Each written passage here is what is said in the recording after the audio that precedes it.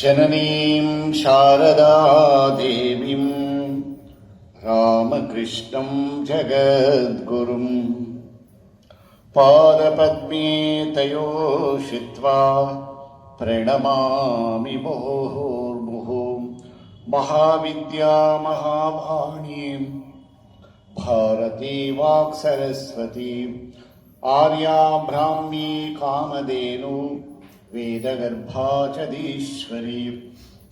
ಪ್ರಸೀದ ಭಗವತ್ಯಂಬ ಪ್ರಸೀದ ಭಕ್ತವತ್ಸಲೇ ಪ್ರಸಾದಂ ಕುರು ಮೇ ದೇವಿ ದುರ್ಗೆ ದೇವಿ ನಮೋಸ್ತುತೆ. ಓಂ ಶಾಂತಿ ಶಾಂತಿ ಶಾಂತಿ. ಭಗವಾನ್ ಶ್ರೀರಾಮಕೃಷ್ಣರು, ಶಾರದಾ ಮಾತೆ, ಸ್ವಾಮಿ ವಿವೇಕಾನಂದರ ದಿವ್ಯ ಚರಣಗಳಲ್ಲಿ ಶಿರಸಾಷ್ಟಾಂಗ ಪ್ರಣಾಮಗಳನ್ನು ಮಾಡ್ತಾ ಅವರ ದಿವ್ಯ ಕೃಪಾಶೀರ್ವಾದವನ್ನು ಬೇಡ್ತೀನಿ.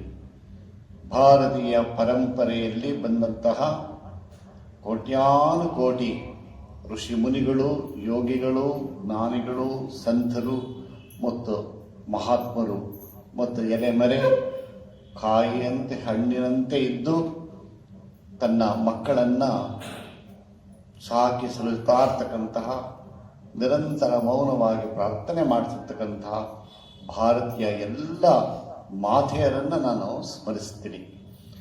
ಇವತ್ತಿನ ಈ ದಿವ್ಯವಾದಂತಹ ಈ ಸತ್ಸಂಗದಲ್ಲಿ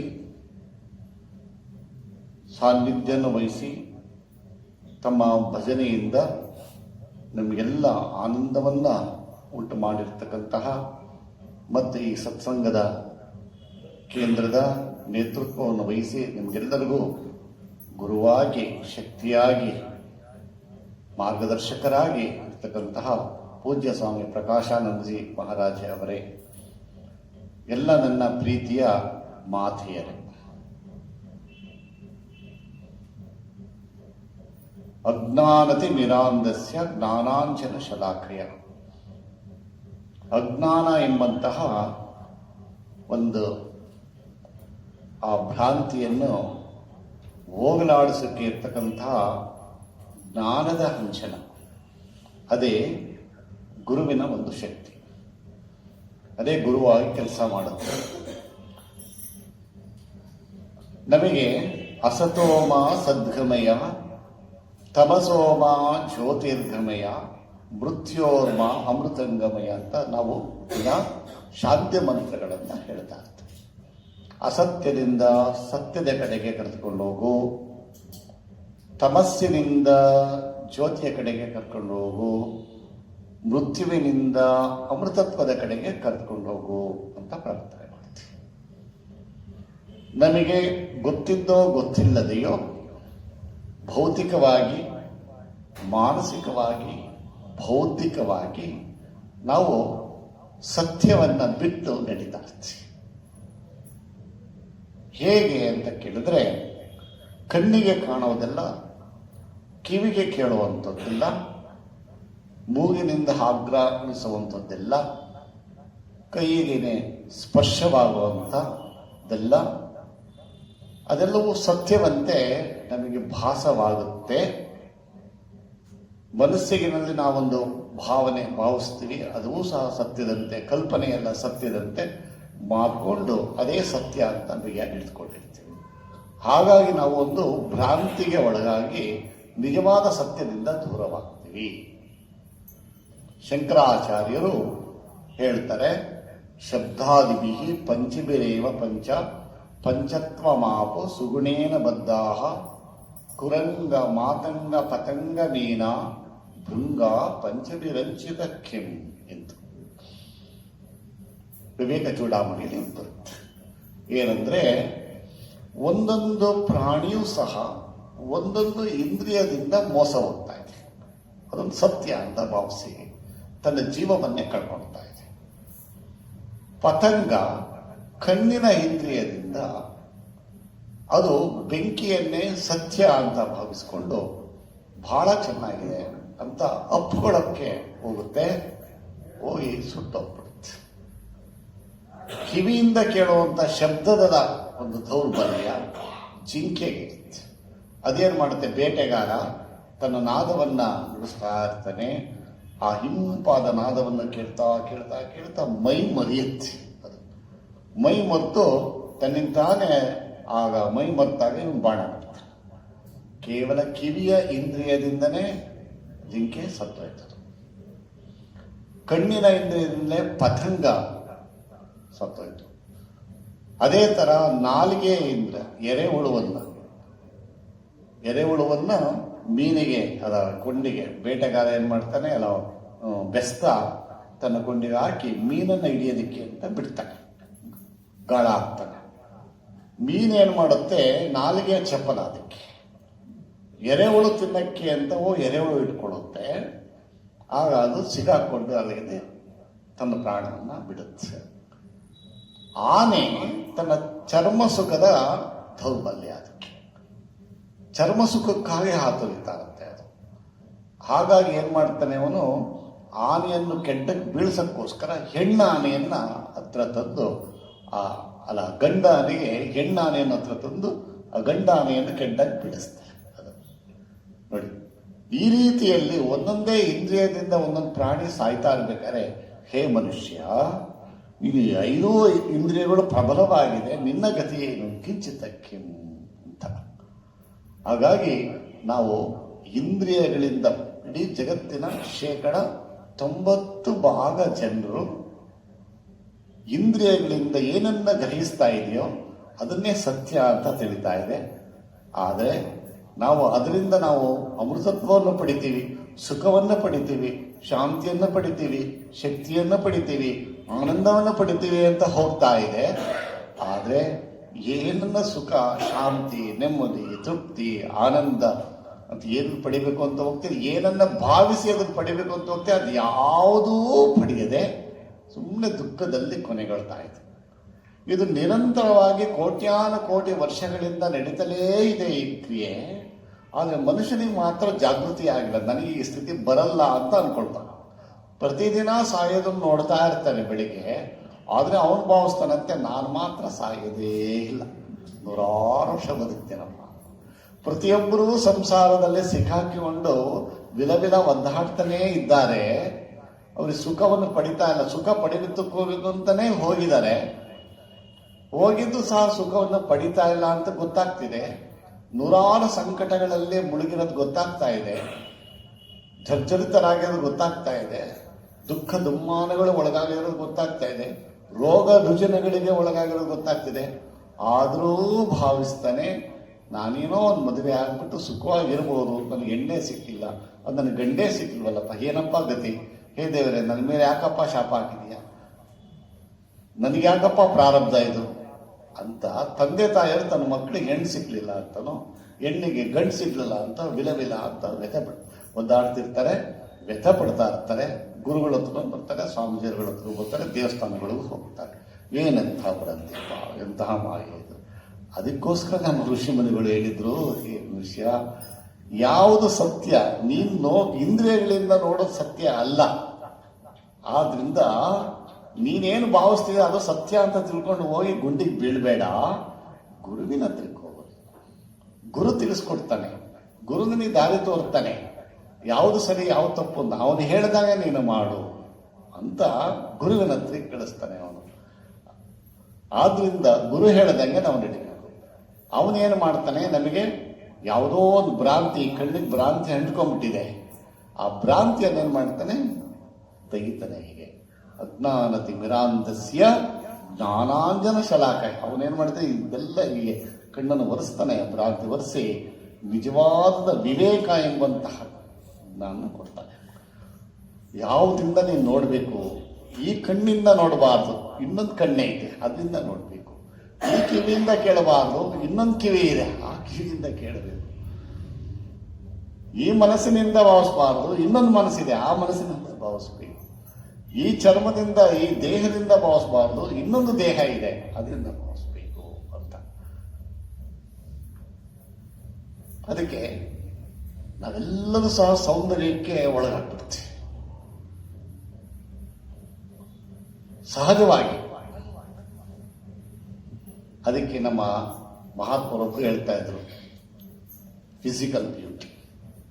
ಏನು ಈ ಫಿಸಿಕಲ್, ಈ ಭೌತಿಕವಾದ ಸೌಂದರ್ಯಕ್ಕೆ ಒಳಗಾಗ್ತಾ ಇದೆ ಅಂತ. ರಾಮಾನುಜಾಚಾರ್ಯರು ಹೀಗೆ ಹೋಗ್ತಾ ಇರ್ಬೇಕಾದ್ರೆ ಒಂದು ದಂಪತಿಗಳು, ಒಬ್ಬ ಏನ್ ಮಾಡ್ತಾನೆ, ತನ್ನ ಹೆಂಡತಿಯನ್ನು ಎತ್ಕೊಂಡು ಹೋಗ್ತಾ ಇರ್ತಾನೆ. ದಿನ ಎತ್ಕೊಂಡು ಹೋಗ್ತಾನೆ. ಏನಕ್ಕೋ ದಿನ ಎತ್ಕೊಂಡು ಬರ್ತಿದ್ದೀವಿ, ಏನ ಅವಳು ಕಣ್ಣು ಎಷ್ಟು ಕೋಮಲವಾಗಿದೆ ಅಂದ್ರೆ ಅವಳನ್ನು ಬಿಟ್ಟರೆ ಆ ಕಣ್ಣಿನ ಈ ಸೌಂದರ್ಯ ಹೋಗ್ಬಿಡುತ್ತೆ. ಅದಕ್ಕೆ ದಿನ ಎತ್ಕೊಂಡು ಬರ್ತೀನಿ, ನನಗೆ ಬಹಳ ಇಷ್ಟ. ರಾಮಾನುಜಾಚಾರ್ಯ, ಇದಕ್ಕಿಂತ ನಿನಗೆ ಒಳ್ಳೆ ಶ್ರೇಷ್ಠವಾದದ್ದು, ಇನ್ನೂ ಸುಂದರವಾದ ಕಣ್ಣನ್ನು ತೋರಿಸಿದ್ರೆ ಸಾಧ್ಯನೇ ಇಲ್ಲ ಈ ಜಗತ್ತಿಗೆ. ಸಾಧ್ಯ ತೋರಿಸ್ತೀನಿ ನೋಡ, ಸಾಧ್ಯ ಆದ್ರೆ ನಾನು ಬಿಟ್ಬಿಡ್ತೀನಿ ನಾನು ಅಂತ. ರಾಮಾನುಜಾಚಾರ್ಯ ನಡೆದಿರೋ ಘಟನೆ ಇದು. ಅವ್ನು ಕರ್ಕೊಂಡು ಹೋಗ್ತಾರೆ ಆ ರಂಗನಾಥನ ಸ್ವಾಮಿ, ರಂಗನಾಥನ ವಿಗ್ರಹವನ್ನು ನೋಡು, ಆ ದಿವ್ಯವಾದಂತಹ ಸುಂದರ ಮದನಮೋಹನವಾದಂತಹ ಕಣ್ಣುಗಳನ್ನು ನೋಡು ನೀವು ಅಂದ ಕೂಡಲೇ ಸಾಕ್ಷಾತ್ತಾಗಿ ಆ ರಂಗನಾಥ ಜೀವಂತವಾಗಿ ಕಣ್ಬಿಟ್ಟು ನೋಡ್ತಾನಂತೆ. ಆ ಕಣ್ಣುಗಳನ್ನು ನೋಡಿದ ಕೂಡಲೇ ಅವನು ಆ ಕ್ಷಣನೇ ತನ್ನ ಹೆಂಡತಿಯನ್ನು ತ್ಯಜಿಸಿ ಅವನು ಯೋಗಿ ಆಗ್ತಾನೆ, ಸಾಧಕನಾಗ್ತಾನೆ ಅನ್ನೋಂಥದ್ದು ಬರುತ್ತೆ. ಆದ್ದರಿಂದ more than physical beauty is mental beauty. More than mental beauty is intellectual beauty. More than intellectual beauty is moral beauty. More than moral beauty is spiritual beauty. The integration of more than spiritual beauty is the integration of all these beauties. ನಾವೆಲ್ಲ ಹೇಳಿದ್ದೀವಿ ಕೇವಲ ಶರೀರ ಸೌಂದರ್ಯ, ಶರೀರದ ಕಡೆ ಆ ಸುಖವನ್ನು ಬಿಟ್ಟು ಮೇಲೆ ಅಪ್ಗ್ರೇಡ್ ಆಗುತ್ತೆ. ನಾವು ದಿನ ಅಪ್ಗ್ರೇಡ್ ಆಗುತ್ತೆ. That which cannot grow that grow downwards and ಟೀಕೆ. ದಿನೇ ಅದೇ ತರ ಸ್ಟ್ರೆಂತ್, ಕೇವಲ ಭೌತಿಕ ಶಕ್ತಿಗಿಂತ ಅದಕ್ಕಿಂತ ಹೆಚ್ಚಿನ ಶಕ್ತಿ. More than physical strength is mental strength. More than physical strength mental strength is moral intellectual strength. More than intellectual strength is moral strength. More than moral strength is spiritual strength. More than spiritual strength is integration of all the strength. ಅದಕ್ಕೆ ಸರ್ವತೋಮುಖವಾದ ಬೆಳವಣಿಗೆ ಅಂತ ಸ್ವಾಮಿ ವಿವೇಕಾನಂದರಲ್ಲಿ ಅದನ್ನು ನೋಡ್ತೀವಿ. ಅಪ್ಪ ನೀನು ನನಗೋಸ್ಕರ ಏನು ಮಾಡಿದ್ಯಾ ಅಂತ ನರೇಂದ್ರ ವಿಶ್ವನಾಥ ದತ್ತರು ಕೇಳಿದಾಗ ಕನ್ನಡ ಮುಂದೆ ನೋಡ್ಕೊಂಡು, ಕನ್ನಡ ಮುಂದೆ ನೋಡ್ಕೊಂಡಿದ್ ಕೂಡಲೇ ಅವೇನು ಕಾಣ್ತಾವ ಅವನಿಗೆ ದಷ್ಟಪುಷ್ಟವಾದಂತಹ ಸುಂದರವಾಗಿ ಬೆಳೆದಿರ್ತಕ್ಕಂತಹ ಶರೀರ, ಶಕ್ತಿಯುತವಾದ ಮನಸ್ಸು, ಶಕ್ತಿಯುತವಾದ ಬುದ್ಧಿ, ಶಕ್ತಿಯುತವಾದ ಆ ನೈತಿಕ ಶಕ್ತಿ, ಆಧ್ಯಾತ್ಮಿಕ ಶಕ್ತಿ ಎಲ್ಲವೂ ಸಹ ಅವ ಪೂರ್ಣ ತೃಪ್ತಿ ಆಯಿತು. ನನಗೆ ಇದಕ್ಕಿಂತ ಇನ್ನೇನು ಬೇಕು. ಆದ್ರಿಂದ ನಿಜವಾದ ಶಕ್ತಿ, ಜ್ಞಾನ ಮತ್ತು ಭಕ್ತಿ, ಶಕ್ತಿ, ಜ್ಞಾನ, ಭಕ್ತಿ, ಇದೇ ನಿಜವಾದ ಸಂಪತ್ತು. ಯಾರು ಇದನ್ನು ಪಡಿತಾನೋ ಈ ಜಗತ್ತಿನಲ್ಲಿ ಏನನ್ನು ಬೇಕಾದ್ರೆ ಮಾಡ್ತಾನೆ. ಅದಕ್ಕೆ Swami Vivekananda all power is within, you can do anything and everything in this world. ಅದರಿಂದ ಇಂಥದ್ದು ತೋರಿಸುವನು ಗುರು. ಹೀಗೆ ಈ ಗುರುವಾಗಿ ಕೆಲಸ ಮಾಡಿದ್ದು ಶಾರದಾ ಮಾತೆಯವರು. ಅವಳು ಬರೀ ಕೇವಲ ಜನನಿ ಮಾತ್ರ ಅಲ್ಲ, ಹೇಗೆ ಗುರುವಾಗಿದ್ಲು ಅಂದರೆ ಸಾಮಾನ್ಯ ಗುರು ಅಲ್ಲ, ಅವಳು ಜಗತ್ತಿಗೆ ಗುರುವಾಗಿಬಿಟ್ರು. ಶ್ರೀರಾಮಕೃಷ್ಣರು ತನ್ನ ನೇರ ಶಿಷ್ಯರಿಗೆಲ್ಲ ಜ್ಞಾನವನ್ನು ಕೊಟ್ಟು ಮಾರ್ಗದರ್ಶಕರಾಗಿದ್ದರು. ಆದರೆ ಅವರ ನಂತರ ಅಥವಾ ಅದಕ್ಕಿಂತ ಹೆಚ್ಚಿನದಾಗಿ ಶ್ರೀಮಾತೆಯವರು ಇಡೀ ರಾಮಕೃಷ್ಣ ಮಹಾ ಸಂಸ್ಥೆಗೆ ಗುರುವಾಗಿ ಕೆಲಸ ಮಾಡ್ತಾರೆ. ಒಮ್ಮೆ ಒಬ್ಬ ಬ್ರಹ್ಮಚಾರಿ ಬಂದು, ಅಮ್ಮ ನರೇಂದ್ರ ಎಲ್ಲವೂ ಸಹ ನಿಯಮಗಳನ್ನು ಮಾಡಿದ್ದಾನೆ ಈ ಮಠ ನಡೆಸೋದಕ್ಕೆ, ಪರಮಹಂಸರು ಹೇಳಿದ ರೀತಿಗಳೆಲ್ಲ ಅಳವಡಿಸ್ಕೊಂಡಿದ್ದೀವಿ, ಆದರೂ ಸಹ ಮಠದಲ್ಲಿ ತುಂಬ ಸಮಸ್ಯೆಗಳು ಇನ್ನೇನೋ ಬರ್ತಾ ಇದೆ, ನನಗಿನ್ನೂ ಸಾಕಾಗ್ತಾ ಇಲ್ಲ, ಇನ್ನೂ ಯಾವುದಾದ್ರೂ ನಿಯಮಗಳನ್ನು ಸೇರಿಸೋದಿದ್ರೆ ಅಮ್ಮ ನೀನು ಹೇಳು ಅಂತ ಜಯರಾಮ್ ಬಾಟಿಗೆ ಬಂದರು. ಕೇಳ್ತಾ, ಅದು ಯಾರ ಹತ್ರ? 4ನೇ ಕ್ಲಾಸು ಓದಿಲ್ದೇ ಇರ್ತಕ್ಕಂಥ ಒಬ್ಬ ಹಳ್ಳಿ ಹೆಂಗ್ಸ್ ಅಂತ ಬಂದು ಕೇಳ್ತಾ ಇದ್ರು ಶಾರದಾ ಮಾತೆ ಹತ್ರ. ಕೇಳ್ತಿರೋರು ಯಾರಾದ್ರು ಗೃಹಿಣಿಗಳು, ಕೇಳ್ತಿರೋರು ಸರ್ವಸಂಗ ಪರಿತ್ಯಾಗಿಗಳಾದ ಸನ್ಯಾಸಿಗಳು ಅಂತ ನರೇಂದ್ರ ರಾಮಕೃಷ್ಣದಲ್ಲಿದ್ರು. ಆದರೂ ಸಕಾಲದಿಂದ ಬಂದು ಹಳ್ಳಿ ಹೆಂಗಸೆ ಕೇಳ್ತಾರೆ, ನನಗೆ ಹೇಗಿರ್ಬೇಡ ತಾಯಿ. ಆಗ ಶ್ರೀಮಾತೆ ಕಾಲು ಇಟ್ಕೊಂಡು ಕೂತ್ಕೊಂಡಿದ್ದಾರಂತೆ. ಕೂತ್ಕೊಂಡು ಏನೋ ಕೆಲಸ ಮಾಡ್ತಾ ಇದ್ರಂತೆ. ಆ ಬ್ರಹ್ಮಚಾರಿ ಹೇಳಿದ್ರೆ, ಇನ್ನೇನಪ್ಪ ನಿಯಮಗಳು ಬೇಕು? ಪ್ರೀತಿ ಒಂದೇ ನಿಯಮ ಸಾಲ್ದ? ಪ್ರೀತಿ ಒಂದಿದ್ರೆ ನಿಯಮಗಳು ಅವಶ್ಯಕತೆ ಇಲ್ಲ. ಪ್ರೀತಿ ಒಂದಿಲ್ಲ ಅಂದ್ರೆ ಎಷ್ಟು ನಿಯಮಗಳು ಇದ್ಕೊಂಡು ಏನು ಪ್ರಯೋಜನ ಅಂತ. ಆದ್ದರಿಂದ love is the only law and is the eternal law. ಪ್ರೇಮವೇ ನಮ್ಮೆಲ್ಲ ಸಮಸ್ಯೆಗಳಿಗೆ ಯಾಕೆ ಕಾರಣ ಬರ್ತಾ ಇದೆ ಅಂತ ಕೇಳಿದ್ರೆ ಪ್ರೇಮ ಕಡಿಮೆ ಆಗಿದೆ. When love becomes thick, falls become thin. When love becomes thick, falls become thin. When love becomes thin, falls become thick. ಸಾಕಷ್ಟು ಅದು ಘಟನೆ ನೀವು ಮುಂದುವರಿತಾ ನೋಡ್ಬೋದು. ಈಗ ಅತ್ತೆ ಸೊಸೆ ಇರ್ತಾರೆ, ಅತ್ತೆ ಮತ್ತು ತಾಯಿ ಮಗಳು ಇರ್ತಾರೆ. ತಾಯಿ ಮಗಳು ಬಿಮ್ಮನ್ಸಿ ಆಗಿರ್ತಾಳೆ ಇರ್ತಾಳೆ, ಅದೇ ತರ ಸೊಸೆನೂ ಸಹ ಬಿಮ್ಮನ್ಸಿ ಆಗಿರ್ತಾಳೆ. ಸೊಸೆ ಬರ್ತಾ ಏನೋ ಒಂದು ಕೂಡ ಎತ್ಕೊಂಡು ಹೋಗ್ತಾನೋ ಮಾಡ್ತಾನೋ, ಅವಳಿಗೆ ಹತ್ತಕ್ಕಾಗದೆ ಎತ್ತಾಕ್ಬಿಡ್ತಾಳಂತೆ. ಆವಾಗ ಅತ್ತೆ ಜೋರಾಗಿ ಹೇಳ್ತಾಳೆ, ಇದನ್ನೇನು ನಿಮ್ಮ ತವ್ರ ಮನೆಯಿಂದ ತಂದಿದ್ದ, ಇದೇನು ಅಷ್ಟು ಸುಲಭವನ, ಸಿಕ್ಕಿದ್ದೆಲ್ಲ ನೀನೆಲ್ಲ ಈ ರೀತಿ ಹೊಡೆದಾಕೋದಕ್ಕೆ ಯಾರು ತಂದು ಕೊಡ್ತಾರೆ ಅಂತ ತನಗೇನು ಅನ್ಸುತ್ತೋ ಕಠಿಣವಾಗಿ ಹೊರಟಾಗಿ, ನಾನು ಅವ್ರ ಭಾಷೆ ಬಯಸ್ತಿಲ್ಲ, ಭಾಳ ತುಂಬ ವಿಶೇಷವಾಗಿ ಸುಸಂಸ್ಕೃತವಾಗಿ ಹೇಳ್ತಾ ಇದ್ದೀನಿ ಅಷ್ಟೇ, ನಿಮಗೆಲ್ಲ ಗೊತ್ತಿದೆ ಅತ್ತೆ ಭಾಷೆ ಹೆಂಗಿರುತ್ತೆ ಅಂತ. ಒಳ್ಳೆ ರೀತಿಯಲ್ಲಿ ಯಾವತ್ತೇನೋ ನೀವು ಹೊಡೆದಿರಲ್ಲ ಭಾವಿಸ್ಕೊಳ್ಳಿ ನೀವೇ. ಅದಾದ್ಮೇಲೆ ಸ್ವಲ್ಪ ದಿನ ಆದ್ಮೇಲೆ ಮಗಳು ಸಹ ಮನಸ್ಸು ಆಗಲಿಲ್ಲ, ಅವಳು ತುಂಬಾ ಬೆಲೆ ಬಾಳುವಂಥದ್ದು ಹೊಡೆದಾಕ್ಬಿಡ್ತಾಳಂತೆ, ತುಂಬಾ ಬೆಲೆ ಬಾಳುವಂಥದ್ದು. ಆಗ ಅವಳು ಹೇಳ್ತಾಳೆ, ಹುಷಾರ್ ಕಣವ್ವ, ಏನಾದರೂ ಅದು ಹೋದ್ರು ಹೋಗ್ಲಿ, ನೀನು ಹುಷಾರ್ ಕಣವ್ವ ಅನ್ನಂತೆ. ನೋಡಿ, ಎಲ್ಲ ಒಂದೇ ಕಾರ್ಯ ಮಾಡಿದ್ದು, ಆದರೆ ಸೊಸೆಯ ವಿಚಾರದಲ್ಲಿ ಅವಳು ಹಾಗೆ ಕಠಿಣವಾಗಿ ಮಾತಾಡ್ತಾ ಇದ್ದಾಳೆ, ಮಗಳ ವಿಚಾರದಲ್ಲಿ ತುಂಬಾ ಸಾಫ್ಟ್ ಆಗಿದ್ದಾಳೆ. ಕಾರಣ ಏಕೆ? ಸೊಸೆಯ ವಿಚಾರದಲ್ಲಿ love is thin, falls become thick. ಅದೇ ಮಗಳ ವಿಚಾರದಲ್ಲಿ love is thick, falls become thick. ಇಷ್ಟೇ, ಏನಿಲ್ಲ. ನಾವು ಸಮಾಜವನ್ನು ಪ್ರೀತಿಸ್ಬಿಟ್ರೆ, ಯಾರು ನಮಗೆ ತೊಂದರೆ ಕೊಡ್ತಾ ಇದ್ದಾರೆ ಅಂತ ಅನಿಸ್ತಾ ಇದೆಯೋ ಅವರನ್ನು ಪ್ರೀತಿಸ್ಬಿಟ್ರೆ ಸಹಜವಾಗಿ ಪ್ರಾಬ್ಲಮ್ ಸಾಲ್ವ್ ಆಗ್ಬಿಡುತ್ತೆ. ನಾವು ಪ್ರಾಬ್ಲಮ್ ಸಾಲ್ವ್ ಮಾಡಕ್ ಹೋಗ್ಬಾರ್ದಲ್ಲಿ. ನೀವು ಕೋರ್ಸ್ ಲೆವೆಲ್ಗೆ ಇಳಿಬಾರ್ದು, ಗ್ರೌಂಡ್ ಲೆವೆಲ್ಗೆ ಇಳಿಬಾರ್ದು. ನಾವೆಲ್ಲ ಫೈನಲ್ ಲೆವೆಲ್, ನಮ್ಮ ಮೆಂಟಲ್ ಲೆವೆಲ್ಲೇ ಪ್ರಾಬ್ಲಮ್ ಸಾಲ್ವ್ ಮಾಡ್ಕೋಬೇಕು. ಅವನು ಪ್ರೀತಿಸಿದ್ರೆ ಸಾಕು ಅಂತ ನೀನು ತಾನೇ ಪ್ರಾಬ್ಲಮ್. ಶಾರದಾ ಮಾತೆ ಅವರು ಅದನ್ನೇ ಹೇಳೋದು, ನೀನು ದೋಷ ನೋಡಬೇಡ, ನಿನ್ನ ದೋಷನೇ ನೀನು ನೋಡ್ಕೊ, ನಿನ್ನ ದೋಷವನ್ನೇ ನೀನು ನೋಡಿಕೊಂಡೆ ನಿನ್ನ ಸಹಜವಾಗಿಯೇ ಸಹ ಅವರು ಅಲ್ಲೇ ನಿವಾರಣೆ ಆಗಿಬಿಡುತ್ತೆ. ದೋಷವನ್ನು ನೋಡು, ಒಳ್ಳೆ ಗುಣಗಳನ್ನು ನೋಡು. ಎಲ್ಲರನ್ನು ಪ್ರೀತಿ ಮಾಡೋದು ಹೇಗೆ ಅಂತ ಒಬ್ಬ ಪ್ರಶ್ನೆ ಕೇಳ್ದ ಅಮ್ಮನನ್ನ. ನೋಡು, ಸುಮ್ಮನೆ ಒಳ್ಳೆ ಗುಣಗಳನ್ನೇ ನೋಡ್ತಾ ಹೋಗು, ಒಳ್ಳೆದನ್ನೇ ನೋಡ್ತಾ ಹೋಗು, ನಿನ್ನ ಮನಸ್ಸಿಗೆ ಅದೇ ಸಂಸ್ಕಾರ ಆಗ್ಬಿಡುತ್ತೆ. ಒಂದನ್ನು ಒಳ್ಳೇದು ನೋಡಿದ್ರೆ ನೀನು ನಾಳೆ ಇನ್ನೊಂದು ಎರಡು ಒಳ್ಳೆ ಗುಣ ನಿನಗೆ ಕಾಣುತ್ತೆ. ಎರಡು ಒಳ್ಳೆದನ್ನು ಕೊಡಿದ್ರೆ ಇನ್ನೊಂದು ವಾರ ಆದಮೇಲೆ 4 ಒಳ್ಳೆ ಗುಣಗಳು ಕಾಣುತ್ತೆ ಅವನಲ್ಲಿ.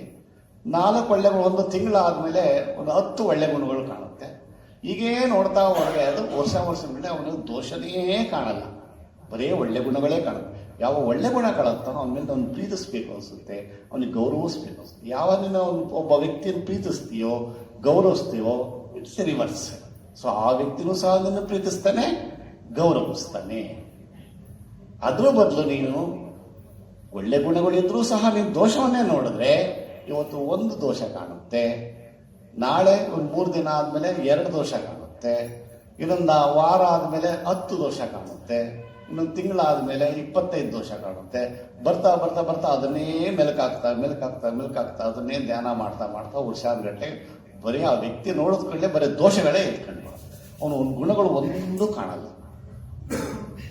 ದುರ್ಯೋಧನನ್ನು ಮತ್ತು ಧರ್ಮರಾಯನನ್ನು ಹೋಗಿ ನೋಡ್ಕೊಳಪ್ಪ, ಜಗತ್ತಿನಲ್ಲಿ ಎಷ್ಟು ಜನ ಕೆಟ್ಟವರಿದ್ದಾರೆ, ಎಷ್ಟು ಜನ ಒಳ್ಳೆಯವರಿದ್ದಾರೆ ಲೆಕ್ಕ ಹಾಕೊಂಡು ಅಂತ ಕೃಷ್ಣ ಕಳಿಸಿದಂತೆ. ಧರ್ಮರಾಯ ಹೋದ ಕೃಷ್ಣ ಎಲ್ಲ ಹುಡುಕದೆ ಒಬ್ಬನು ಕೆಟ್ಟವ್ರು ಸಿಗಲ್ಲ, ಬರೀ ಒಳ್ಳೆಯವರೇ ಸಿಕ್ಕಿದ್ರಲ್ಲ, ಯಾರು ಕೆಟ್ಟವ್ರೊಬ್ಬರು ಇಲ್ಲ ಅಂತ.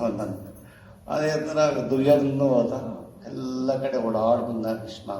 ಹುಡುಕ್ತಾನೆ ಒಬ್ಬರಾದರೂ ಒಬ್ರು ಸಿಕ್ಕೋತಾರೆ, ಒಂದಲ್ಲ ಒಂದು ಕೆಟ್ಟ ಗುಣ ಇದೆ, ಒಬ್ರು ಸಿಗ್ಲಿಲ್ಲ ನನಗೆ ಅಂತ ಹೇಳಿದಂತೆ. ನೋಡಿ, ಅವರವರ ದೃಷ್ಟಿಕೋನ ಅದೇ. The thing we C not as they are but as we are. ಈ ಪ್ರಪಂಚದಲ್ಲಿ the thing we C not as they are but as we are. ನಾವು ನೋಡೋದು ಹೆಂಗಿರ್ತೀವಿ, ನಾವು ಅದರದ ರೀತಿಯಲ್ಲೇ ನಾವು ನೋಡಲ್ಲ, ಅದು ನಮ್ಮ ದೃಷ್ಟಿಕೋನ ಹೆಂಗಿದೆಯೋ ಹಂಗೆ. ಅಥವಾ ಇನ್ನೂ ಹೇಳ್ಬೇಕಂದ್ರೆ the whole world is the reflection, reaction and resound of your own thoughts, words and actions. The whole world is the reflection, reaction, resound of your own thoughts, words and actions. ಈ ಪ್ರಪಂಚ ಅಂದ್ರೆ ಏನಿಲ್ಲ, ನಿನ್ನ ಆಲೋಚನೆ ಹೆಂಗಿದೆ, ನಿನ್ನ ಮಾತು ಹೆಂಗಿದೆಯೋ, ನಿನ್ನ ಭಾವನೆ ಹೆಂಗಿದೆಯೋ ಅದರದ್ದು ರಿಫ್ಲೆಕ್ಷನ್, ರಿಯಾಕ್ಷನ್, ರೀಸೌಂಡ್ ಅಷ್ಟೇ. ಈಗ ಮತ್ತೆ ಬರೋಣ. ಸೊ ಈ ರೀತಿಯಲ್ಲಿ ಶಾರದಾ ಮಾತೆಯರು ಏನು ಮಾಡಿದ್ರು, ಬಹಳ ಉನ್ನತ ಮಟ್ಟದಲ್ಲಿ, ಉನ್ನತ ಸ್ತರದಲ್ಲಿ, ಮಾನಸಿಕ ಸ್ತರದಲ್ಲಿ ಗುರುವಾಗಿ ಕೆಲಸ ಮಾಡಿದ್ರು. ಅವಳು ಬಂದ್ಲು, ಅಮ್ಮ ನಾನು ಇಷ್ಟೆಲ್ಲ ಮಾಡಿದ್ದೀನಿ, ನಾನು ಏನು ಮಾಡಿದ್ರು, ನಾನು 2 ಡಿಗ್ರಿ ಮಾಡಿದ್ದೀನಿ, ಆದರೂ ಸಹ ನನಗೆ ಶಾಂತಿನೇ ಇಲ್ವಲ್ಲ. ಇದು eternal problem of the world. ಯಾವಾಗಲೂ ಶಾಂತಿ ಇಲ್ಲ ಅನ್ನೋಂಥದ್ದು, ಸುಖ ಇಲ್ಲ ಅನ್ನೋವಂಥದ್ದು, ಎಷ್ಟೆಷ್ಟು ಓದಿದ್ರು ಸಹ ಸಿಗದೆ ಇರ್ತಕ್ಕಂಥದ್ದು, ಎಲ್ಲ ಯಾವ ಸಬ್ಜೆಕ್ಟಲ್ಲೂ ಸಿಗಲ್ಲ ಅಂಥದ್ದು.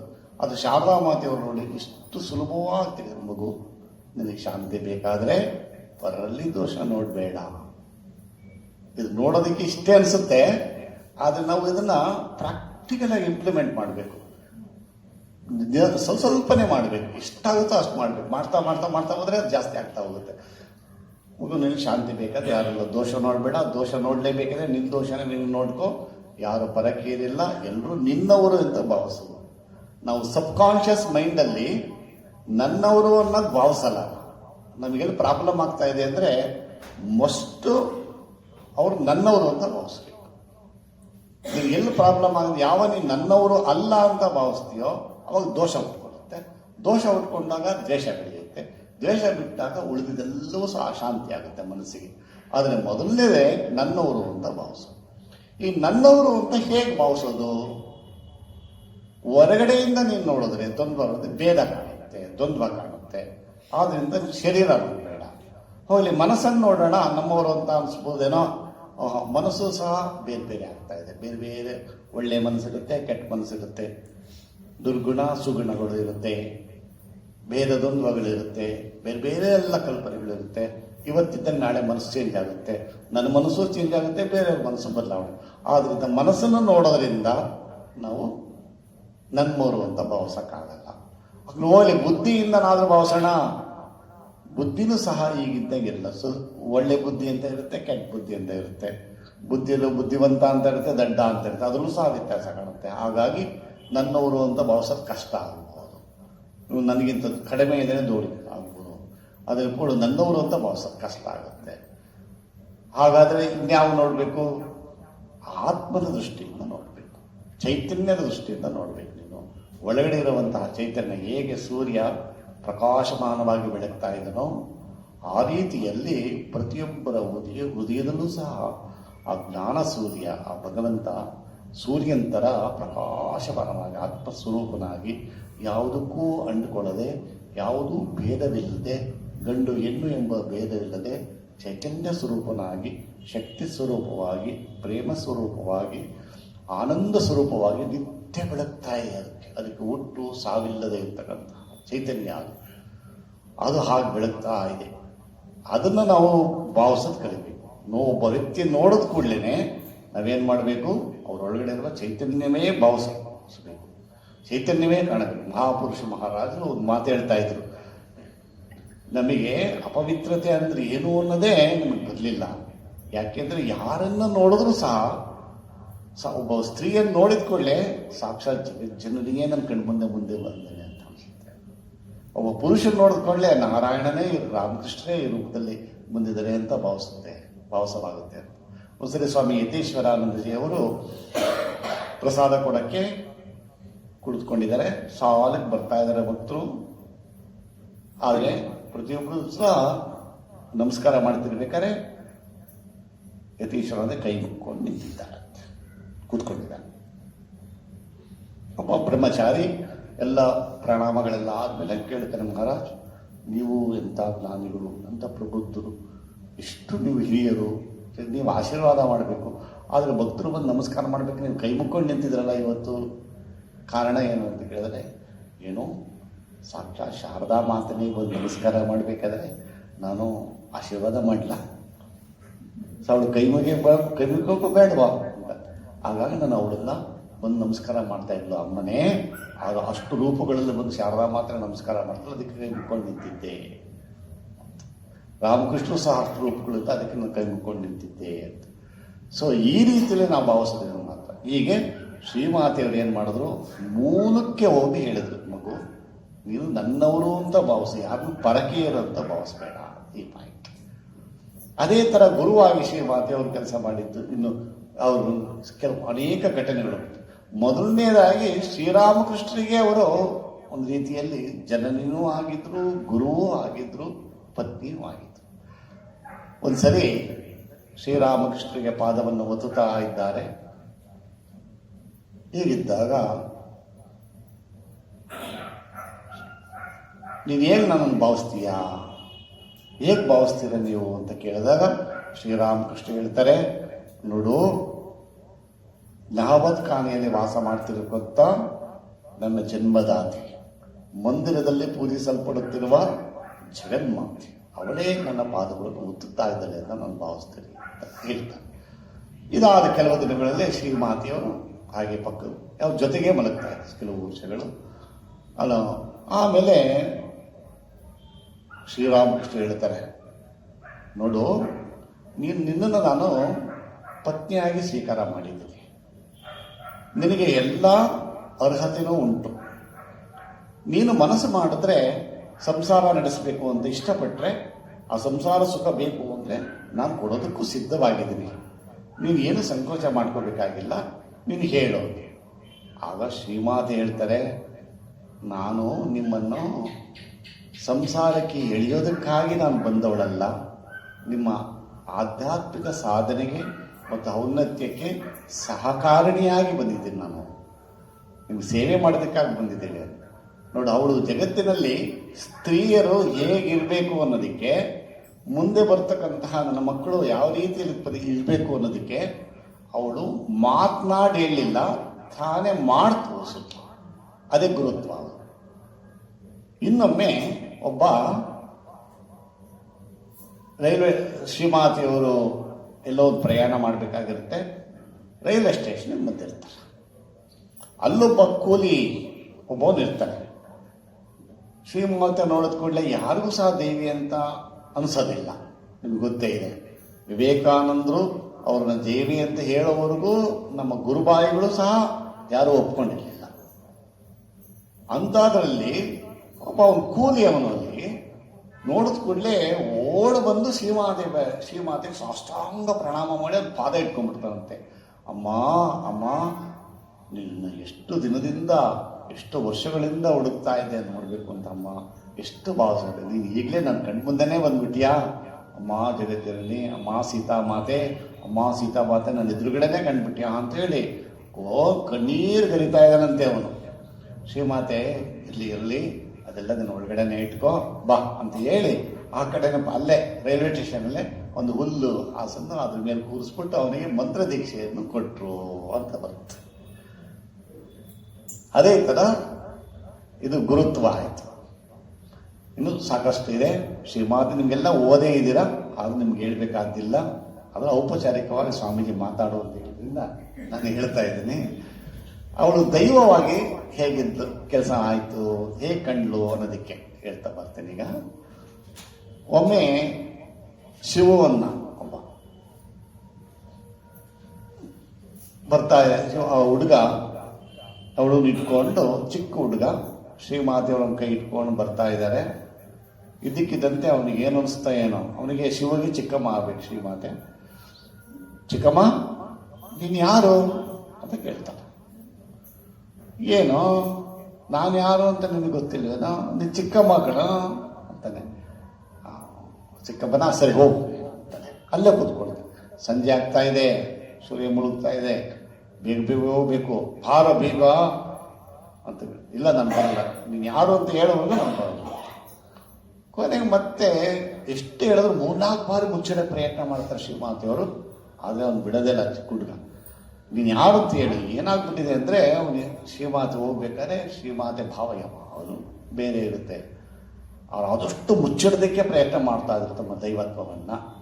ಹಿಂದೆ ನೀಳವಾದಂತಹ ಕೂದಲು ಬಂದಿದೆ. ಅದು ಅವಳು ನಡೆಯೋ ವಿಧಾನದಲ್ಲಿ ದಿಟ್ಟ ಹೆಜ್ಜೆ ಆಗಿದೆ. ಶ್ರೀಮಾತೆಯು ಕೋಮಲವಾಗಿ ಮೃದು ಸ್ವಭಾವವಾಗಿ ಇರ್ತಕ್ಕಂಥದ್ದು ಆ ಭಾವ ಬದಲಾವಣೆ ಆಗಿದೆ. ನೋಡಿದ್ಕೊಂಡು ನೀನು ಬೇರೆ ಏನೋ ಕಂಡಿದೆ ನನಗೆ. ಆಗ ನೀನು ಯಾರು, ಯಾಕೆ ಚಿಕ್ಕಮ್ಮನ ಥರ ಕಾಣ್ತಾ ಇಲ್ಲ ನೀನು ಮನೇಲಿದ್ದಂಗೆ ಅಂತ ಕೇಳ್ತಾ ಇದ್ದಾರೆ. ನೀನು ಯಾರು ಹೇಳು, ಯಾವಾಗ ಬರೋದಿಲ್ಲ, ಮತ್ತೆ ಮತ್ತೆ ಮತ್ತೆ ಹಠ ಮಾಡಿ ಕೇಳ್ತಾ ಇದ್ರು. ಅವಾಗ ಹೇಳೋದಂತೆ, ಹೌದು ನೀನು ಯಾವ ಕಾಳಿಯನ್ನು ನೋಡಿದ್ಯೋ ಅವಳೇ ನಾನಪ್ಪ ಅಂತ ಹೇಳಿ ಕೈ ಕೇಳ್ಕೊ. ದೊಡ್ಡವನಾದ್ಮೇಲೆ ಸಹ ಅವನಿಗೆ ಅದನ್ನು ಸ್ಮರಿಸ್ಕೊಳ್ತಾನಂತೆ. ಮಹಾಕಾಳಿಯಾಗಿದ್ದು ನಿಜ ಸತ್ಯಸ್ಯ ಸತ್ಯ. ಶ್ರೀರಾಮಕೃಷ್ಣ ಅದಳು. ಅವಳನ್ನು ಯಾರು ಅಂತ ತಂದ್ಕೊಂಡಿದ್ಯಾ? ಅವಳು ಸಾಕ್ಷಾತ್ ಸರಸ್ವತಿ, ಜಗತ್ತಿಗೆ ಜ್ಞಾನ ನೀಡೋದಕ್ಕಾಗಿ ಬಂದಿದ್ದಾಳೆ. ಅವಳು ಸಾಮಾನ್ಯ ಅಲ್ಲ ಅವಳು ಅಂತ ಶ್ರೀರಾಮಕೃಷ್ಣ ನಮಗೆ ಪರಿಚಯ ಮಾಡ. ಆ ಹೃದಯ ನಾಮ ಹೋಗಿ ಮತ್ತೆ ಮತ್ತೆ ಮತ್ತೆ ಮತ್ತೆ ಶಬ್ದ ಮಾಡ್ತಾ ಏನೋ ಕಿರಿಕಿರಿ ಮಾಡ್ತಾ ಇದ್ದಂತೆ. ಆಗ ಶ್ರೀರಾಮಕೃಷ್ಣರು ಮೃದು ನೋಡು, ಇದ್ರ ಒಳಗಡೆ ಶಕ್ತಿನಾದರೂ ಕೆಣಕಿ ನೀನು ಬದುಕುಳಿಬೋದೇನೋ, ಆದರೆ ಅವಳನ್ನ ನೀನು ಕೆಣಕಿದ್ರೆ ಹರಿಹರ ಬ್ರಹ್ಮಾದಿಗಳೋ ನೀನು ರಕ್ಷಣೆ ಮಾಡಲಾರು. ಅಂದ್ರೆ ಏನರ್ಥ? ಇದ್ರ ಒಳಗಡೆ ಇರುವ ಶಕ್ತಿ ಅಂದ್ರೆ ಏನು? ಸ್ವಯಂ ನಾರಾಯಣ. ನಾರಾಯಣನಿಗೆ ಎದುರಾಕೊಂಡಿರಕ್ಕಾಗುತ್ತಾ? ಆದರೂ ಹೇಳ್ತಾ ಇದ್ದಾರೆ, ಇದ್ರ ಒಳಗಡೆ ಇರೋ ಶಕ್ತಿನಾದರೂ ಕೆಣಕಿ ಬದುಕುಳಿಬೋದೇನೋ, ಆದರೆ ಅವಳನ್ನ ನೀನು ಎದುರಾಕೊಂಡ್ರೆ, ಅವಳಿಗೇನಾದರೂ ಕೋಪಿಸ್ಕೊಂಡ್ರೆ ನೀನು ಹರಿಹರವರು ನೀನು ಕಾಪಾಡಲಾರು. ಅಂದರೆ ಅವಳು ಪರೋಕ್ಷವಾಗಿ ಸಾಕ್ಷಾತ್ ಜಗಜ್ಜನನಿ ಅನ್ನುವಂಥದ್ದನ್ನ ತಿಳಿಸಿದಂಗೆ. ಸ್ವಾಮಿ ವಿವೇಕಾನಂದ ಹೇಳಿದೆ, ನೀನು ರಾಮಕೃಷ್ಣರನ್ನ ಸಾಧಕಂತನಾದರೂ ಹೇಳು, ಮಹಾತ್ಮ ಅಂತನಾದರೂ ಕರಿ, ಋಷಿ ಅಂತನಾದರೂ ಕರಿ, ಆದರ್ಶ ಗೃಹಸ್ಥ ಅಂತನಾದರೂ ಕರಿ, ಅವತಾರ ಪುರುಷ ಅಂತನಾದರೂ ಕರಿ. ನಿನಗೆ ಹೆಂಗೆ ಸಾಧ್ಯವಿದೆ, ಹೆಂಗ್ ಭಾವನೆ ಬರುತ್ತೋ ಆ ರೀತಿ ಕರ್ಕೊ. ಆದರೆ ಯಾರು ಶಾರದಾ ಮಾತೆಯನ್ನು ಜಗಜ್ಜನನಿ ಅಂತ ಕರೆಯಲ್ವೋ ಅವನಿಗೆ ಧಿಕ್ಕಾರ ಇರಲಿ, ಧಿಕ್ಕಾರ ಇರಲಿ ಅಂತ ಕರೀತಾರೆ. ಇದು ಶ್ರೀಮಾತೆಯವರ ಒಂದು ದೈವ. ಇನ್ನೊಂದು, ಶ್ರೀಮಾತೆಯವರು ಕೂತ್ಕೊಂಡಿದ್ದಾರೆ, ಆ ಜಗದ್ದಾತ್ರಿ ಪೂಜೆ ಮಾಡ್ತಾರೆ. ಜೀವಂತ ದುರ್ಗಾ ಪೂಜೆನೇ ಅವತ್ತು ಮಾಡ್ತಾರೆ. ಸ್ವಯಂ ಶಾರದಾ ಮಾತೆನ ಕೂರಿಸಿ ದುರ್ಗಾ ಪೂಜೆ ಮಾಡಿದ್ದ ಹೊತ್ತು. ಅದಾದ ನಂತರ ಎರಡೂ ಕಾಲುಗಳನ್ನು ಇಟ್ಕೊಂಡು ಪುಷ್ಪಾರ್ಚನೆ ಮಾಡಪ್ಪ ಅಂತ ಶಾರದಾ ಮಾತೆ ಕೂತ್ಕೊಂಡಿದ್ದಾರೆ. ಎಡಗಾಲಿಗೆ ಹಳದಿ ಹೂವನ್ನು ಹಾಕು, ಬಲಗಾಲಿಗೆ ಬಿಳಿ ಹೂವನ್ನು ಹಾಕು ಅಂತ ಹೇಳಿ ಕೂತ್ಕೊಂಡಿದ್ದಾರೆ. ಬಲಗಾಲು ರಾಮಕೃಷ್ಣರು, ಎಡಗಾಲು ದೇವಿ ಶಿವಶಕ್ತಿಯರು ಹಾಗೂ ಹೀಗೆ ಹೂವನ್ನು ಅರ್ಪಣೆ ಮಾಡ್ತಾ ಇದ್ದಾರೆ. ಎಲ್ಲರೂ ಬ್ರಹ್ಮಚಾರಿಗಳೆಲ್ಲ ಅರ್ಪಣೆ ಮಾಡಿದ್ರು, ಯಾರ್ಯಾರಿದಾರೋ ಎಲ್ಲ ಅರ್ಪಣೆ ಮಾಡಿರ್ತಿದ್ರು. ಹಾಗಾಗಿ ಮತ್ತು ನೋಡಪ್ಪ, ಯಾರ್ಯಾರೆಲ್ಲ ದೀಕ್ಷೆ ಪಡೆದಿದ್ದಾರೋ ಅವರೆಲ್ಲರ ಪರವಾಗೂ ಸಹ ಪುಷ್ಪಗಳನ್ನು ಅರ್ಪಣೆ ಮಾಡು ಅಂತ. ಇದಾದ ನಂತರ ಮತ್ತೆ ಹೇಳಿದ್ರು, ನೋಡಪ್ಪ ಮುಂದೆ ನಂದು 100 ಜನ, ಲಕ್ಷಾಂತರ ಜನ ನನ್ನ ಮಕ್ಕಳು ಬರೋರಿದ್ದಾರೆ, ಅವರೆಲ್ಲರ ಪರವಾಗಿಯೂ ಸಹ ನೀನು ಹೂವನ್ನು ಅರ್ಪಣೆ ಮಾಡುವಂತ. ಇದು ಶ್ರೀಮಾತೆಯವರು ಒಬ್ಬಳು ಸಾಮಾನ್ಯ ಸ್ತ್ರೀಯಲ್ಲ, ಜಗಜ್ಜನನಿ ಅನ್ನೋದು ದೈವ ಆಯಿತು. ಸೊ ಅವಳ ದೈವೀ ಸ್ವಭಾವವನ್ನು ಇದಿಷ್ಟು ತಿಳಿಸುತ್ತೆ. ನಾನು ಸುಮ್ಮನೆ ಇಷ್ಟಿಷ್ಟು ಮಾತ್ರ ಹೇಳ್ತಾ ಇದ್ದೀನಿ ಅಷ್ಟೇ. ಮೂರನೇದು ಜನನಿ. ಅವಳು ಹೇಗೆ ಜನನಿಯಾಗಿ ಕೆಲಸ ಮಾಡಿದ್ರು ಅನ್ನೋಂಥದ್ದು ಎರಡು ಮಾತು ಹೇಳ್ತೇವೆ. ಒಮ್ಮೆ ನಿಜವಾದ ಜನನಿ ಅವಳು, ನಿಜವಾದ ಅಮ್ಮ ಹೇಗೆ ಅನ್ನೋದು. ಒಂದು ಸರಿ ಒಬ್ಬಳು ತನ್ನ ಮಗು ಕರ್ಕೊಂಡ್ಬಂದಿರ್ತಾಳೆ.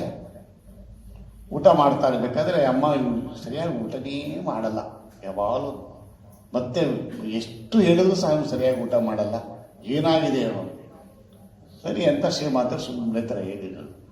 ಅಡುಗೆ ಎಲ್ಲ ಮಾಡಿ ಸರಿ ಊಟಕ್ಕೆ ಕೂತ್ಕೊಳ್ಳಿ ಅಂತ ಬಡಿಸ್ತಾ ಇರ್ಬೇಕಾದ್ರೆ ಆಗ ಆ ಯಾವ ಮಗ ಊಟ ಮಾಡಲ್ಲ ಅಂತ ಹೇಳ್ತಾ ಇದ್ದ ಕಂಪ್ಲೇಂಟ್ ಮಾಡಕ್ಕೆ ಕರ್ಕೊಂಬಂದಿದ್ಲೋ ಅವನೇ ಸರಿಯಾಗಿ ಊಟ ಕುಡಿತಾ ಇದ್ದಾನೆ. ಹೊರಗಡೆ ಎಲೆ ಮೇಲೆ, ಬಾಳೆ ಎಲೆ ಮೇಲೆ ಹಾಕೊಂಡು ಚೆನ್ನಾಗಿ ಊಟ ಮಾಡ್ತಾ ಇದ್ದ.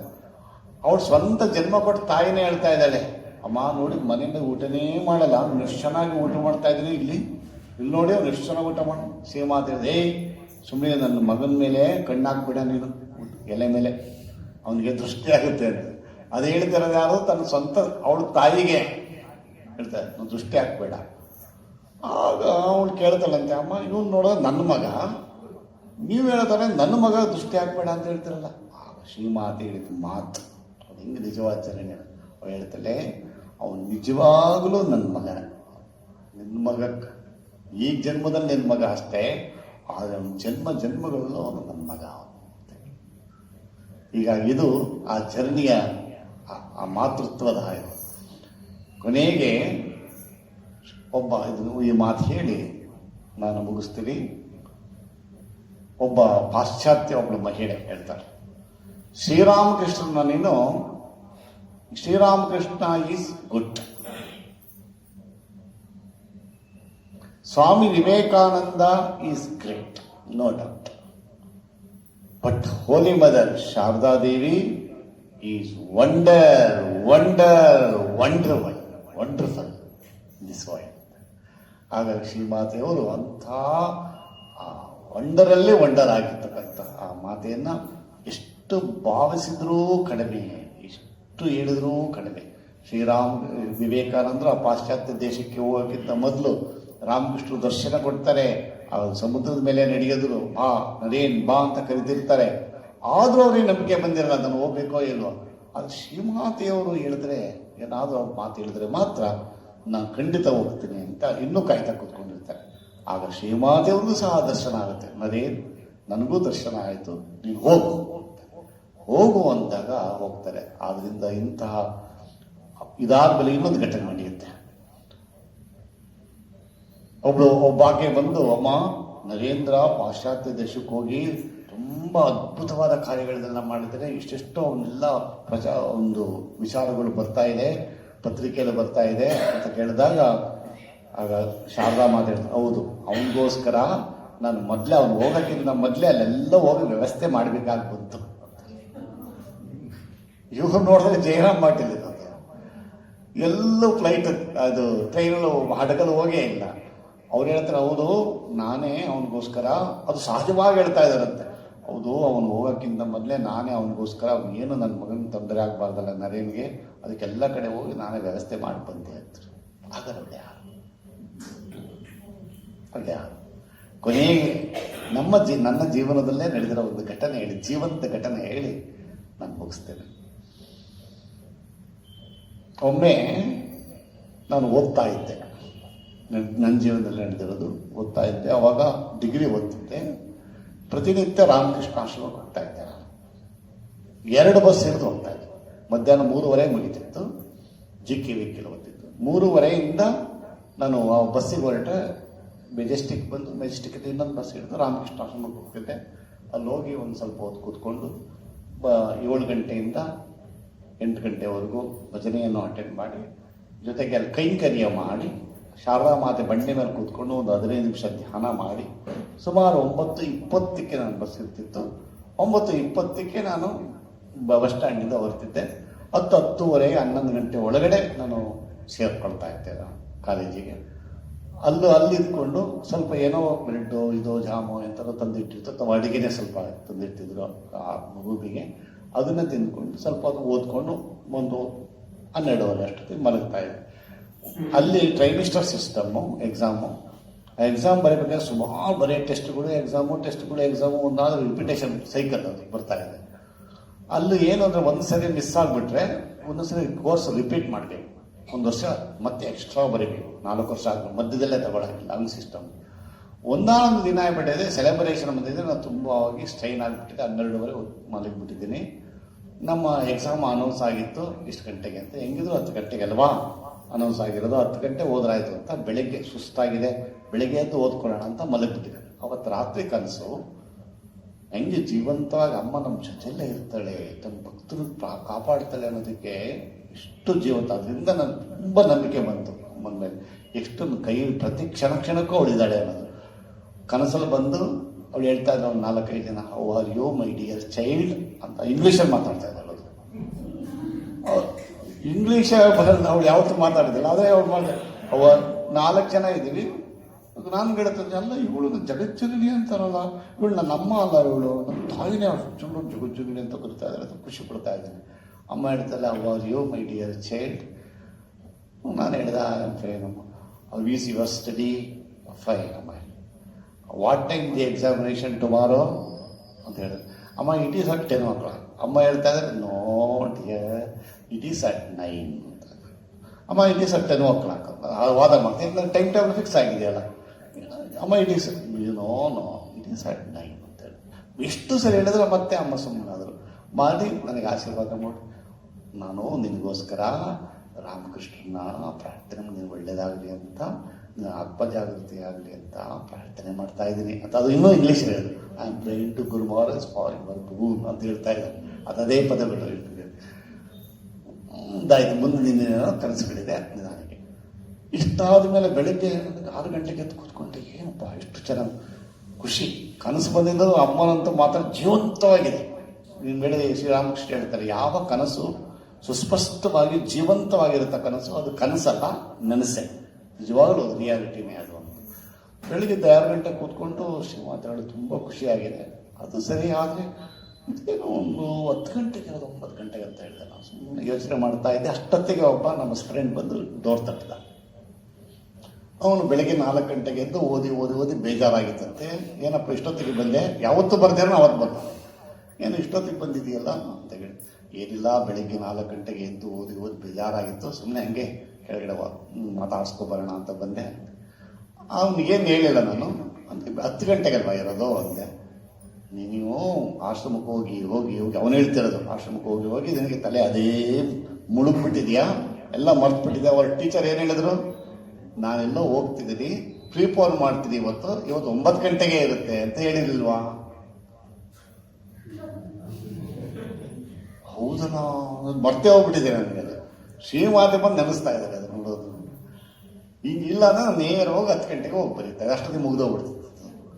ಹೀಗೆ ಇದೊಂದು ಸಣ್ಣ ಘಟನೆ. ಹೀಗೆ 106 ಘಟನೆಗಳಿದೆ. ಇನ್ನೊಂದು ಹೇಳಿ ಮುಗಿಸ್ತೇನೆ. ಇನ್ನೊಂದು ಸರಿ ನಾನು ಸಪ್ತಶಿಲಿ ಪಾರಾಯಣ ಮಾಡೋದು ಹೇಳ್ಕೊಡ್ತಾ ಇದ್ದೆ, ಮುದ್ರೆಗಳನ್ನು. ಈಗಿದ್ದಾಗ ಒಂದ್ಸರಿ ಒಬ್ಳು ತಾಯಿಗೆ ಬಂದು ಧ್ಯಾನ ಮಾಡೋದಕ್ಕೆ ಕೂತ್ಕೊಳ್ತಾರೆ. ಅವ್ರಿಗೊಂದು ಸ್ವಪ್ನನೂ ಇಲ್ಲ ಅಂತಾಗೆ ಜೀವಂತಗಳು. ಆ ರೀತಿ ಒಂದು ತುಂಬ ಒಳ್ಳೆ ಸಾಧಕರು. ಬಹಳ ಶ್ರದ್ಧೆಯಿಂದ ಮಾಡಬೇಕು ಬೆಳಿಗ್ಗೆ ಎದ್ದು ಧ್ಯಾನ. ಸಪ್ತಶಿಲಿ ಮಾಡಬೇಕಾದ್ರೆ ನಾನು ಮುದ್ರೆಗಳು ಇರ್ತದೆ. ಅವಾಗ ನಾವು ಕಾರಲ್ಲಿ ಓದುವಂತೆ. ಕಾರಲ್ಲಿ ಮುಂದೆ ಅಮ್ಮ ಕುಳಿತುಕೊಂಡು, ಅಮ್ಮ ನನ್ನ ಕಾರಲ್ಲೇ ಕೂತ್ಕೊಂಡಿದ್ರು.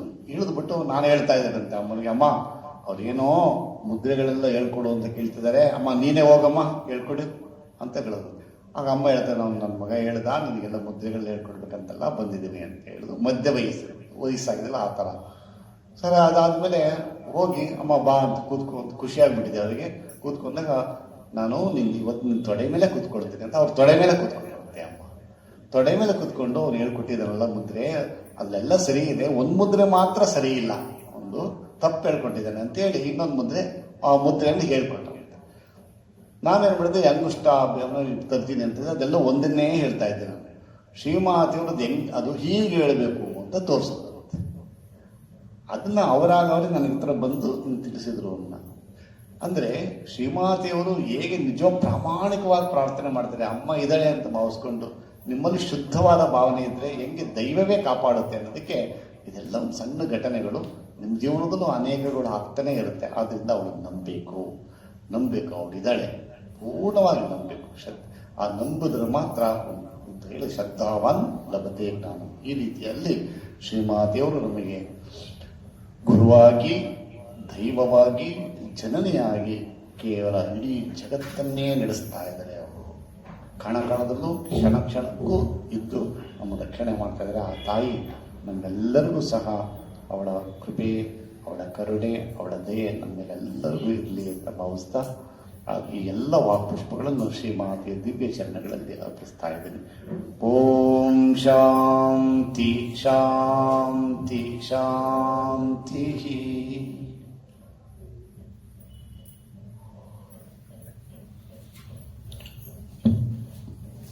ಪೂಜ್ಯ ಸ್ವಾಮೀಜಿಯವರು ಇಲ್ಲಿ ಬ್ಯಾಡಗಿನಲ್ಲಿ ಒಂದು ಕಾರ್ಯಕ್ರಮ ಇತ್ತು.